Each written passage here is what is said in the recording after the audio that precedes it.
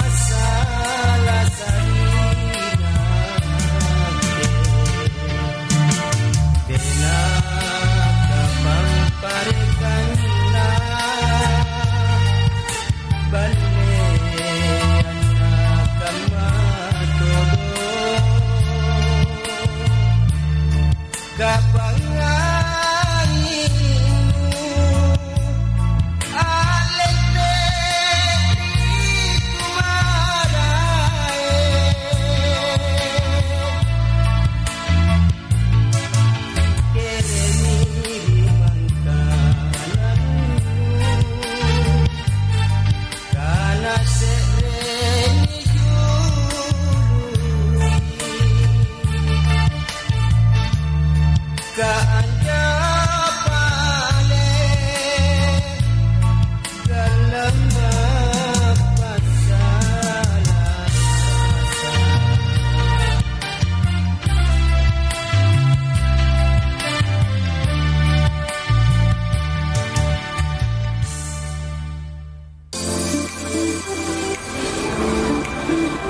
Main tebak-tebakan tentang uang yuk. Siapa takut?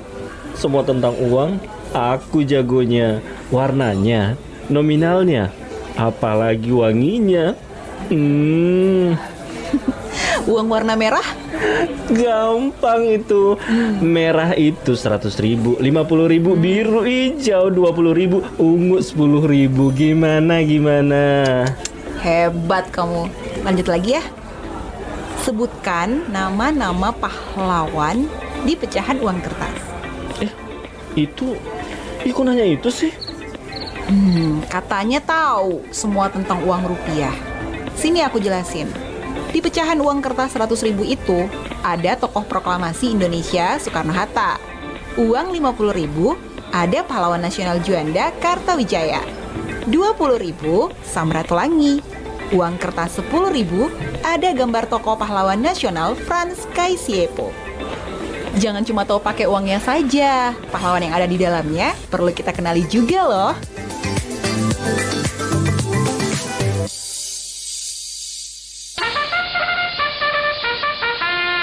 Anda termasuk orang yang suka ada rusa? Tahukah Anda, dalam Kamus Besar Bahasa Indonesia atau KBBI, ada rusa artinya orang yang meminjam sesuatu, seperti uang atau barang, tetapi tidak ada kemauan untuk mengembalikan barang tersebut. Sehingga apa yang dipinjam akhirnya tidak pernah dikembalikan dan menjadi hak milik orang tersebut. Oh no!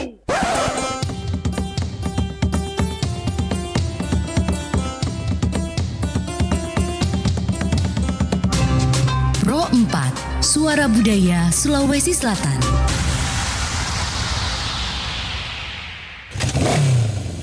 Lu dari tadi sambil main handphone terus, kan bahaya bro. Iya, tahu kok. Bentar, penting nih soalnya. Stop dulu dong, matikan dulu ke handphone ini. Awas, ada motor di depan bro. Awas, Aduh, kamu nih, udah gue bilangin, masih aja main handphone, kan jadi kalah. Untung di game station. Coba kalau beneran, kan bahaya. Stop penggunaan handphone saat berkendara untuk keselamatan bersama. Nusantara Siang, Pro 4 RRI Makassar.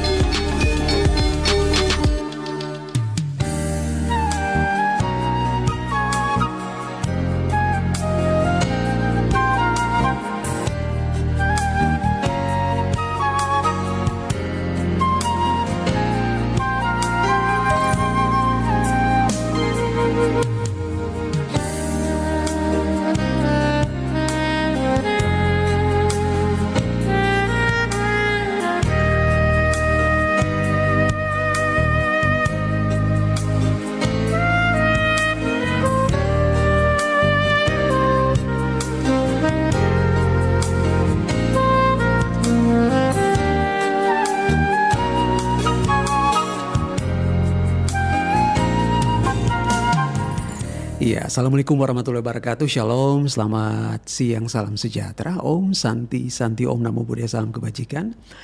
Saribat Tang Malabiriku, saya Richard Ferdinand hadir kembali di Ruang Dengarta. Sekarang kita sudah di hari Sabtu, tanggal 30 November 2024 di Day Part 2 di Nusantara Siang jam 11 siang ini hingga di jam 6 sore nanti. Dan selama 1 jam ke depan hingga di pukul 12, kita sekarang bersama di obrolan tematik RB, peningkatan investasi. Dan hari ini tema besar kita adalah generasi cerdas keuangan, persiapkan dana pensiun, investasi hari tua. Dan saat ini sudah hadir di studio kami, sahabat budaya narasumber kami, sahabat baik kami. Saya sapa dulu yang pertama, selaku Deputi Direktur OJK Provinsi Sulawesi Selatan dan Sulawesi Barat, Bapak Amiruddin Muhidi. Selamat pagi, Bapak. Selamat pagi. Selamat pagi. Kabar baik, Pak ya? Alhamdulillah Amin. baik. Iya. Kemudian di sampingnya saya sapa dulu selaku Manajer Funding and Transaction RO, Bapak Arif Kurniawan. Selamat pagi, Pak Arif. Iya. Oke. Iya. Nah, sahabat budaya, iya, berbicara mengenai persiapan dana pensiun, ya, kemudian investasi hari tua ini kan lagi gencar-gencar ini Pak ya. Di tahun 2024 ini kan istilahnya maksudnya lagi trending sekali nih Pak. Nah, sebelum kita menuju ke tema besar kita, saya mau ke Pak Amiruddin dulu. Mohon izin Pak. Iya, boleh ceritakan dulu sebenarnya ini generasi cerdas keuangan ini seperti apa, Pak? Iya, ketika kita bicara generasi cerdas keuangan, mungkin saya ingin balik dulu ya. Beberapa hasil survei yang dilakukan oleh Otoritas Jasa Keuangan beberapa waktu yang lalu. Jadi ternyata berdasarkan hasil survei yang OJK lakukan, tingkat literasi keuangan masyarakat kita itu masih cukup rendah. Di tahun 2022 itu ini sekitar, di Kota Makassar Pak ya? Di seluruh Indonesia. Oh, seluruh Indonesia, oke. Aja di angka 45%. 45%. Nah, khusus Sulawesi Selatan di tahun 2022 ada di angka 36%. Artinya masyarakat kita itu per 100 penduduk kita hanya 36 orang yang memiliki pemahaman yang baik terkait dengan sektor keuangan. Sedangkan kita tahu bersama sudah banyak penelitian yang dilakukan, termasuk yang OJK juga lakukan, bahwa tingkat literasi keuangan ini itu memiliki dampak yang signifikan terhadap indeks pembangunan manusia. Contohnya, setiap peningkatan indeks literasi dan inklusi keuangan bisa meningkatkan indeks pembangunan manusia sekitar 0,16%, dan tentunya juga ini akan berdampak kepada pertumbuhan ekonomi seperti itu. Nah, ketika kita bicara indeks literasi ini kan berarti kita bicara tentang seberapa besar sih tingkat pemahaman masyarakat terkait dengan sektor keuangan tadi. Nah, ketika itu rendah, nah berarti kita akan berbicara tentang tantangan yang kita hadapi. Bagaimana kita ingin meningkatkan pemahaman masyarakat di sektor keuangan. Artinya bagaimana kita ingin meningkatkan tingkat kecerdasannya gitu. Kecerdasan masyarakat kita terkait dengan sektor keuangan. Kita ketahui bersama negara-negara yang maju itu tidak terlepas dari transaksi-transaksi di sektor keuangan. Makanya inilah yang menjadi tantangan kita bersama, bagaimana kita bisa meningkatkan tingkat literasi keuangan yang tentunya akan menuju kepada kecerdasan keuangan generasi muda kita. Mungkin itu. Nah, ini saya tertarik tadi Pak, ini kan Bapak mengatakan hasil survei ya. Iya. Nah, apakah maksudnya data yang masuk ini apakah memang maksudnya pemantauan OJK khususnya di Kota Makassar Pak ya? Maksudnya mohon izin Pak ya. Jadi memang untuk survei ini kita lakukan, OJK lakukan sudah beberapa kali. Di tahun 2016 yang lalu, 2019, kemudian di tahun 2022 itu memang masih OJK secara mandiri melakukan survei tadi.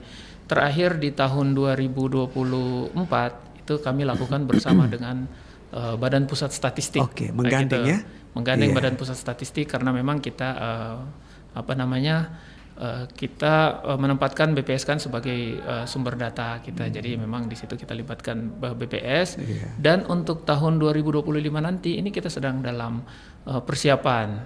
Jadi kita lagi dalam proses persiapan, berkoordinasi untuk menyiapkan proses survei di tahun 2025 nanti. Nanti kita akan lihat hasilnya. Apakah segala upaya yang kita lakukan selama ini, termasuk ini terima kasih sekali kepada RRI Pro 4 yang selalu mengundang kami bersama Lembaga Jasa Keuangan untuk bisa turut serta terlibat di dalam mencerdaskan meningkatkan kecerdasan keuangan buat generasi-generasi bangsa kita. Terima kasih sekali. Semoga nanti ini akan kita lihat hasilnya di dalam survei yang dilakukan di tahun 2025 nanti. Iya. Nah, sebelum saya ke Pak Arief, mohon izin Pak, saya masih tertarik dengan OJK ini. Silakan, Pak. Nah, Pak, ini kan kalau kita berbicara keuangan ini kan sesuatu yang bisa dikatakan ini mohon izin Pak, agak sensitif ya.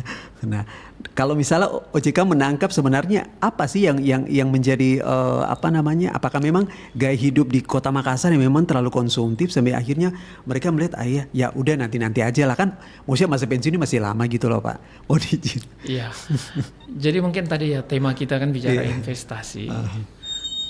Mungkin kalau gaya hidup konsumsi itu yang menjadi perhatian kita, saya kira mungkin tidak hanya dari sisi itu ya, tapi termasuk juga yang kita ingin dorong adalah generasi-generasi kita ini paham juga bagaimana mengelola keuangan dengan bijak, karena tantangan ke depan itu kan semakin berat ya, mungkin bukan berat ya, tapi banyak hal-hal baru nanti di depan yang kita tidak bisa prediksi. Nah makanya penting buat kita memiliki kecerdasan keuangan supaya kita bisa melakukan pengelolaan keuangan kita sedari dini untuk mempersiapkan masa depan kita yang lebih baik. Termasuk kita melakukan investasi secara bijak. Kita bisa mengenali investasi yang layak dan yang seharusnya kita hindari. Ini sangat penting buat generasi muda kita. Oke, nanti saya akan tanyakan itu Pak ya, mengenai investasi di generasi muda ini. Iya, sekarang saya beralih dulu ke Pak Arief Kurniawan. Pak Arief, mohon izin, bagaimana selaku manajer funding and transaction RO Makassar ini memotret ini? Baik Pak, kalau kita melihat ke temanya ini Pak, persiapkan dana generasi cerdas keuangan, persiapkan dana pensiun dengan baik. Kalau saya ngelihatnya gini Pak, kalau untuk yang di era sekarang ya Pak, itu kan banyak generasi-generasi muda lah, kalau kita boleh berbicara khusus ke generasi muda, itu kan ya kalau boleh melihat dari pandangan saya Pak, sudut pandang saya itu kan sangat konsumtif Pak sekarang, apalagi sekarang di era digital, semua serba gampang didapat gitu. Betul. Ya. Ada aplikasi hijau, aplikasi oranye gitu kan, banyak. Nah kalau kita melihat dari sisi kesiapan keuangan, nah inilah yang perlu kita bahas. Mungkin ya dari kami sisi perbankan itu kan kita juga banyak produk. Nah ini produk-produk yang kami siapkan inilah yang akan istilahnya kayak gimana ya. Jadi kayak generasi muda ini mempersiapkan supaya dana yang mereka punyai sekarang itu bisa dimanfaatkan untuk persiapan di kemudian hari gitu. Jadi sehingga tingkat konsumtifnya tidak terlalu mengkhawatirkan lah kayak gitu. Jadi mereka punya persiapan juga untuk di masa mendatangnya, seperti itu sih kalau dari kami. Nah, bagaimana caranya, maksudnya cara yang efektif ya dari Pak Arief dan tim ini, mohon izin saya boleh sebut ya timnya. Oke. Nah, bagaimana Pak Arief dan tim ini maksudnya menangkap peluang yang saat ini terjadi di generasi muda. Artinya begini, maksudnya mereka punya uang kan, dan mereka berpikir bahwa ya ini uang saya, ya kan, jadi sah-sah saja saya mau pakai untuk. Nah, adakah maksudnya bagaimana caranya maksudnya dan teman-teman ini menggandeng mereka supaya uang mereka ini maksudnya mereka bisa betul-betul gunakan bahwa di umur sekian investasinya seperti ini. Boleh izin Pak? Yeah. Baik, terima kasih Pak pertanyaannya. Kalau dari kami Pak perbankan, yang pasti kan kami akan menjual dulu produk kami nih kepada generasi muda ini gitu, sehingga mereka tertarik. Nah, salah satu caranya itu kalau menurut kami itu adalah dengan kemudahan Pak. Jadi kemudahan bagaimana mereka bisa mendapatkan informasi dulu yang pertama. Kemudian ada platform yang bisa mereka gunakan. Kalau sekarang kan anak-anak muda itu melek teknologi lah ya, melek teknologi, sehingga melihat ini kami harus punya satu platform yang benar-benar bisa mereka manfaatkan gitu Pak. Nah jadi kan dengan adanya platform-platform dan juga sekarang kita kan sudah banyak ya sosial media gitu, kita buat sejaman now mungkin lah gitu Pak, sejaman now mungkin, semenarik mungkin kita buat promosinya juga yang menarik sehingga kita juga tarik influencer-influencer untuk memasarkan produk investasi kita sehingga ini kita menangkap pasar untuk generasi-generasi kan muda jualnya ini. lebih mudah kalau Betul kalau Pak. Iya. Kami juga beberapa untuk di Makassar, mohon izin Pak Amir, kami pernah melakukan pemasaran itu di CFD, Car Free Day yang di Boulevard. Itu kita bikin acara Car Free Day bareng Brimo. Nah, di situ kita melakukan edukasi, pemasaran, berikut juga literasi Pak untuk pemahaman kepada masyarakat di Makassar, khususnya di area Car Free Day di Boulevard ya Pak ya. Kita jual di situ, kita informasikan bahwa di bank pun di BRI khususnya itu banyak produk-produk investasi yang bisa digunakan untuk generasi-generasi muda ini. Gitu. Jadi berarti bukan cuma untuk yang orang tua gitu ya, tapi sarannya juga udah mulai ke anak-anak milenial ya.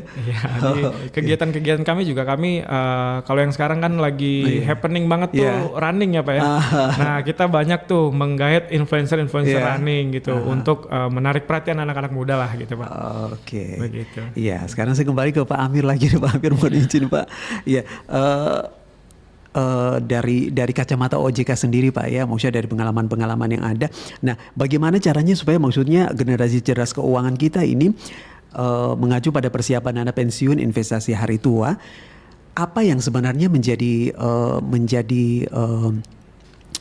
PR besar bagi OJK sehingga maksudnya generasi cerdas keuangan persiapkan dana pensiun ini betul-betul bisa menjadi, ya aku bilang mohon izin mungkin bisa jadi gaya hidup atau lifestyle begitu. Iya baik Pak Richard. Jadi memang gini, ketika kita bicara generasi yang cerdas keuangan tadi kan sebagaimana yang saya sampaikan di awal, generasi kita ini harus melek bagaimana mengelola keuangan dengan bijak tadi.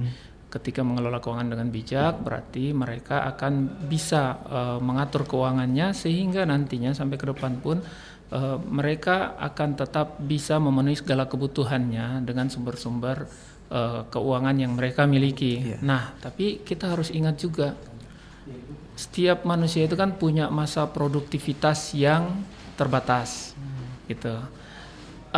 Inilah yang harus dipersiapkan juga.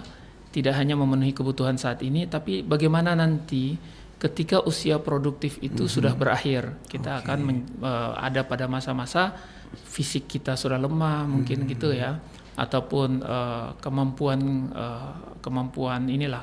fisik kita tadi yang lemah. Pada saat itu tentunya penghasilan kita bisa jadi tidak akan sama seperti ketika kita masih berada di usia produktif. Nah, itulah yang sangat penting dipersiapkan. Salah satu yang bisa dimanfaatkan adalah yang namanya dana pensiun tadi. Jadi memang dana pensiun ini adalah sebuah badan hukum yang memang dibentuk untuk mengelola atau menjalankan program yang menjanjikan manfaat pensiun nanti atau manfaat pada saat seseorang itu sudah berada di masa-masa yang tidak produktif lagi. Jadi mereka masih tetap punya penghasilan dari dana pensiun itu. Iya, Pak Amir dan Pak Arif, kita jenah sejenak dulu ya. Sahabat Budaya jangan kemana-mana, kita dengarkan dulu. Ini ada sebuah persembahan lagu. Baik. Memiriku pasang pitujui tong-tongana tu saro ataka lupa batumi angin memiri angin ngerang dingin-dingin nama lantang sari buku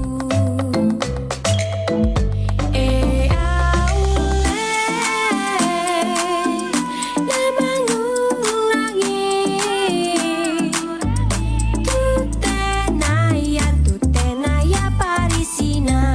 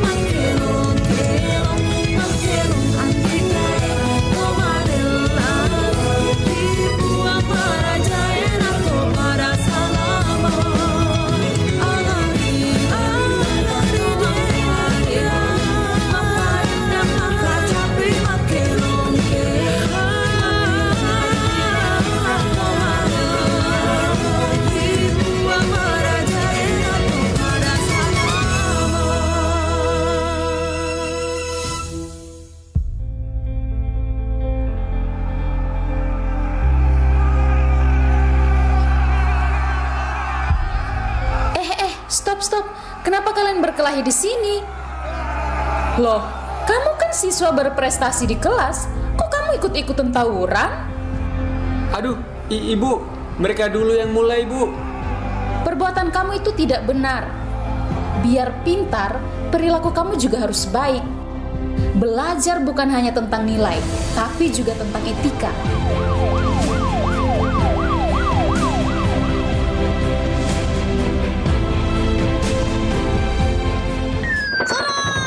Jenderal, musuh makin mendekat. Ayo, maju terus.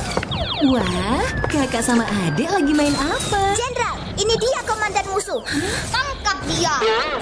Ampun para pejuang. Kamu tidak akan bisa mengalahkan kami karena kami penerus bangsa telah mengisi kemerdekaan dengan rajin belajar. Ya, kami adalah generasi cerdas dan cinta tanah air. Bukan itu aja. Penerus bangsanya juga harus bertoleransi dan mencintai perdamaian, bersatu dalam kebinekaan sehingga tidak mudah terpecah belah. Dengan begitu, negara kita akan menjadi negara yang tangguh kan, Ma? Wah, para pejuang ini memang pintar. Kalau seperti ini penerus bangsanya, Indonesia akan terus berjaya. Indonesia tangguh, Indonesia tumbuh. Kalau begitu, Jenderal, kita lepaskan saja komandan musuh ini. Loh, kok dilepas? Kan kita cinta perdamaian.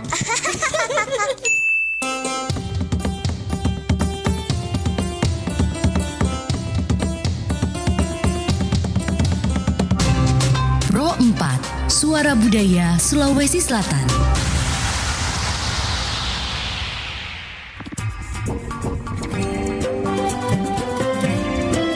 Nusantara Siang masih bersama Anda.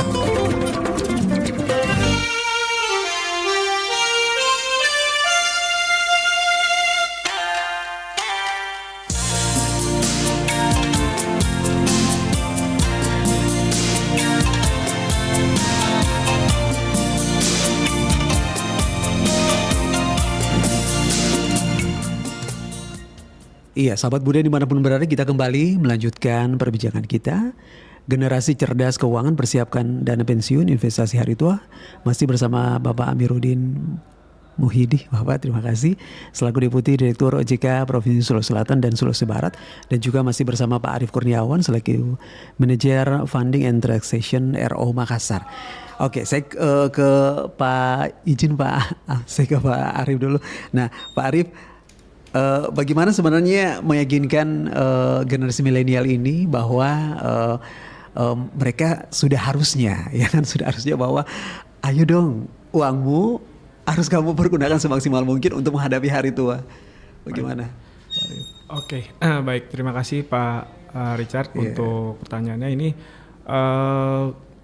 Bagaimana kita mau menarik untuk generasi milenial. Ini generasi milenial atau Gen Z ya? Boleh semua. Milenial ya. Oke, baik. Kalau milenial, kalau saya rasa udah mungkin udah melek investasi ya Pak. Karena saya termasuk generasi milenial. Nah, yang perlu jadi perhatian kita sebenarnya adalah generasi Gen Z ini, Gen Z dan Gen A mungkin kedepannya ya, Gen Alpha. Nah, untuk Gen Z ini ya seperti yang sesi sebelumnya mungkin apa yang sudah saya sampaikan juga, kita menariknya itu bahwa kita sampaikan manfaat-manfaat dari investasi ini Pak. Jadi selain kita menekan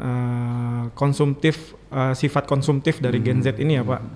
Nah di situ kita buat produk-produk yang mudah dan mungkin sesimpel mungkin untuk dipahami generasi Z ini gitu. Dan media-media promosi kita pun kita gunakan semaksimal mungkin untuk menarik perhatian Gen Z ini. Nah, tujuan kita itu adalah supaya mereka bisa mempersiapkan dana mereka untuk di masa depan, di hari tuanya lah seperti itu ya Pak ya. Jadi sehingga mereka tidak perlu mengkhawatirkan lagi persiapan di masa tuanya nanti gitu. Jadi mereka sudah punya bekal nih untuk istilahnya menjemput di hari tuanya nanti, gitu Pak. Oke. Nah sekarang saya kembali ke Pak Amir. Iya lagi-lagi OJK Pak ya. Iya. Silakan. Nah investasi hari tua ini kan sesuatu yang bagaimana caranya supaya maksudnya ini bisa menjadi sebuah sesuatu yang membanggakan gitu loh Pak di hari tua nantinya. Iya, jadi ketika kita bicara nantinya di hari tua, saya kira memang ini harus terus-menerus kita berikan edukasi kepada masyarakat. Dan dari sisi pemerintah juga kan sebenarnya sudah memikirkan ini juga. Pemerintah membentuk namanya badan BPJS dan lain sebagainya. Tapi saya tidak akan ke arah sana. Saya akan coba berbicara dari sisi pengelolaan keuangan tadi.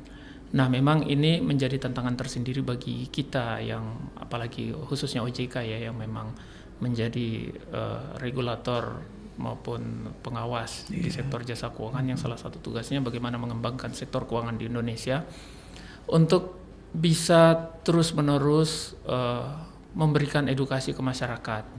Karena di saat nanti tadi yang saya sampaikan, masyarakat kita ini berada di usia-usia non produktif, harusnya mereka tetap punya kemampuan keuangan seperti itu. Kalau anak-anak zaman sekarang kan ada namanya yang mereka tahu bagaimana beratnya kalau mereka ada di generasi sandwich, istilah-istilah zaman sekarang nih. Mereka harus membiayai anak mereka sendiri, di sisi lain harus membantu keluarga mereka yang sudah di luar usia produktif. Hal ini kan kita berikan edukasi kepada masyarakat kita supaya mereka paham juga, oh iya ternyata pada saat-saat tertentu atau pada saat usia kita berada di usia non produktif, ini kita harus siap supaya tidak membebani generasi kita yang berikutnya. Nah, inilah yang terus kita galakan, memberikan edukasi kepada masyarakat kita biar mereka paham. Ketika mereka sudah memahami hal tersebut, harapan kami mereka sudah mulai tertarik untuk memanfaatkan produk-produk keuangan yang ada. Dan produk keuangan itu ada banyak macam, termasuk salah satunya dana pensiun. Dana pensiun ini bagus juga karena nanti dengan dana pensiun ini masyarakat kita pada saat berada di usia tidak produktif tadi, itulah manfaat dari dana pensiun ini yang bisa mereka pakai. Kalau selama ini kan masyarakat kita berpikir enak jadi PNS karena nanti ada pensiun. Tapi sebenarnya untuk mendapat manfaat pensiun ini tidak mesti jadi ASN atau PNS. Kita dengan pekerja di luar pemerintahan pun kita bisa memanfaatkan itu dengan cara apa? Yaitu tadi memanfaatkan produk keuangan yang namanya dana pensiun. Nah, meyakinkan ini kan agak susah sebenarnya Pak ya. Iya, benar. Itulah yang menjadi tantangan kita bersama dan itu tadi yang terus kita galakan, memberikan edukasi kepada masyarakat kita supaya mereka bisa lebih cerdas atau bijak di dalam melakukan pengelolaan keuangan. Oke, Pak Amir, mohon izin saya tertarik tadi yang tadi Pak Amir bilang bahwa dia bekerja dengan keluarga kecilnya, tapi ada juga harus menghidupi keluarga besarnya orang tuanya. Nah, ini kan akan menjadi dilema sebenarnya Pak Amir. Bagaimana OJK melihat ini? Kami melihatnya ini sebagai memang tantangan tersendiri. Apalagi usia kan mendorong, pendapatan sudah ini Pak ya. Betul.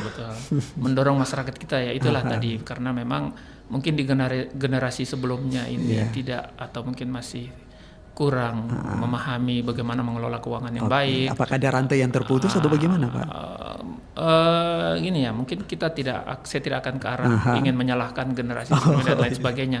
Tapi berdasarkan survei tadi, kalau kita lihat tingkat literasi keuangan yang masih rendah, itu kan sebenarnya harusnya bisa menjadi cerminan bagi kita bahwa terjadinya hal tersebut mungkin tadi karena tingkat literasi keuangan yang masih rendah, sehingga memang sekarang ya ini yang kita harus tingkatkan. Tingkat literasi keuangan ini bagaimana caranya kita tingkatkan supaya generasi-generasi selanjutnya ini sudah memiliki kemampuan yang memadai untuk bisa mempersiapkan kebutuhan keuangan mereka di masa-masa yang akan datang. Nah, saya ke Pak Arif kembali, Pak Arif. Iya, menatap ke 2025 ini akan seperti apa nantinya, Pak? Kalau untuk di 2025, yang pasti tantangan itu tetap challenging ya Pak. Yang namanya tantangan challenging ya Pak. Ya. Cuman ya kita sangat siap nih Pak, sesuai dengan sesuai dengan fungsinya kami juga Pak di perbankan. Kita akan melakukan langkah-langkah untuk seperti yang disampaikan Pak Amir, kita akan melakukan literasi keuangan dari sisi investasi, sisi digital banking, dan juga produk-produk lainnya dari kami perbankan, Pak. Jadi semoga di 2025 ini kita semuanya akan melek investasi, harapan kami, Pak. Oke. Nah, OJK sendiri melek investasi, sambungan dari Pak Arief gimana, Pak Amir? Iya, melek investasi istilah yang kita coba pakai juga itu mencerminkan ketika masyarakat sudah melek investasi, berarti mereka mungkin sudah ada satu tahapan lebih baik lagi, karena mereka sudah melihat produk keuangan itu sebagai sarana untuk bisa menghasilkan pendapatan pula gitu ketika melek investasi. Dan nampaknya memang minat masyarakat untuk berinvestasi itu sekarang besar. Nah, hanya itu tadi kita tetap harus memberikan edukasi ke masyarakat kita supaya bijak di dalam memilih produk investasi tadi. Saat ini kan kita banyak mendengar produk-produk investasi yang bukannya menguntungkan ya, tapi malah merugikan masyarakat kita sendiri. Ada investasi ilegal dan lain sebagainya, atau ada katanya ini apa ya, sebuah program terkait dengan keuangan, ternyata ujung-ujungnya apa? Mungkin judi online, itu malah menyesatkan masyarakat kita kan. Mungkin di awal jualannya mungkin mantap kali. Betul sekali Pak Richard. Makanya ini juga yang terus kita suarakan, kita edukasi ke masyarakat, kita secara masif memberikan kampanye waspada investasi ilegal. Dan Pak Richard, kami punya loh tagline atau apa ya, 2 cara untuk membedakan investasi yang harus yang bisa kita manfaatkan produk dan layanannya, dan yang mana yang tidak. Kami punya tagline, ingat 2L. 2L. Yang pertama adalah legal.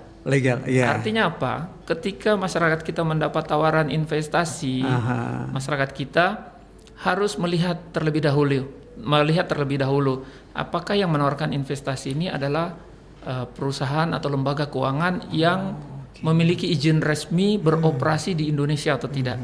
Ini penting diperhatikan legalnya. Dan legal ini bukan hanya sekedar ada surat izin, tapi harus dilihat yang keluarkan haruslah lembaga yang resmi di Indonesia. Karena banyak terjadi ternyata ketika ditanya legalitasnya, yang ditunjukkan izin yang entah dari negara mana. Nah, sedangkan kalau dia mengaku memiliki izin untuk beroperasi di Indonesia, harus punya legalitas atau izin usaha yang dikeluarkan oleh lembaga resmi di Indonesia.